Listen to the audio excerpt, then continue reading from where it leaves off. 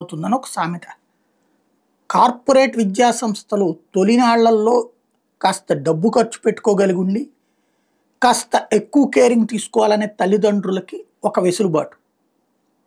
అంటే గవర్నమెంట్ స్కూళ్ళు, గవర్నమెంట్ కాలేజీలు నచ్చనటువంటి వాళ్ళు అక్కడ అన్ని వర్గాల విద్యార్థులు ఉంటారు కాబట్టి బూతులు మాట్లాడుకుంటారు, స్పోర్ట్స్ జరుగుతుంటాయి.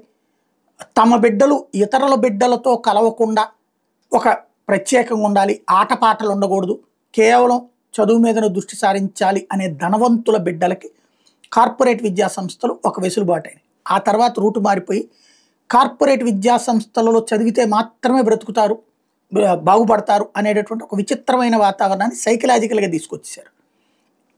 ఆ ఫీజులు కూడా లక్షలకి చేరిపోయినాయి. ధనవంతులు ఇప్పుడు మధ్యతరగతి కూడా ధనవంతులలాగా ఎఫర్ట్ చేసి తీరాల్సినటువంటి పరిస్థితి తెచ్చిపెట్టారు. ఇప్పుడు ఆ కార్పొరేట్ విద్యా సంస్థలు ఎక్కువైపోయినాయి.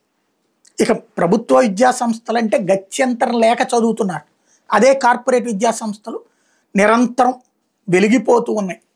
వేల కోట్ల రూపాయలు సంపాదించి రాజకీయాలు కూడా చేస్తున్నారు వాళ్ళు. ఇలాంటి దశలో విచిత్రమైనటువంటి పరిణామం ఏంటి అంటే, విద్యార్థులకు సంబంధించి తాజాగా జేఈఈ అంటే ఇప్పుడు జాతీయ పరీక్షలు పెట్టేటప్పటికి ఇదివరకు మన ఎంసెట్లు మన వాటిలో 1 1 1 2 2 2 అన్నీ మా అయ్యే.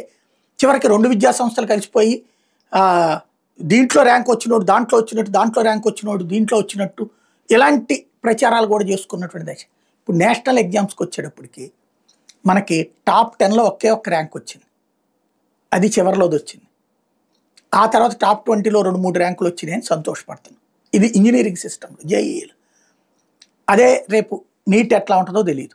అంటే ప్రమాణాలు పెరిగిపోయి పిల్లలు బాగా ఎదిగిపోయారు అనుకుంటున్నటువంటి దశలో ఈ టాప్ ర్యాంకుల దగ్గర నుంచి కొంత తగ్గుదల నమోదవ్వడం అన్నటువంటిది కార్పొరేట్ విద్యా సంస్థలు ఇతర వ్యవహారాల మీద నుంచి ఎడ్యుకేషన్ వైపుకి వెళ్లాల్సినటువంటి బాధ్యతను గుర్తు చేస్తున్నాయి.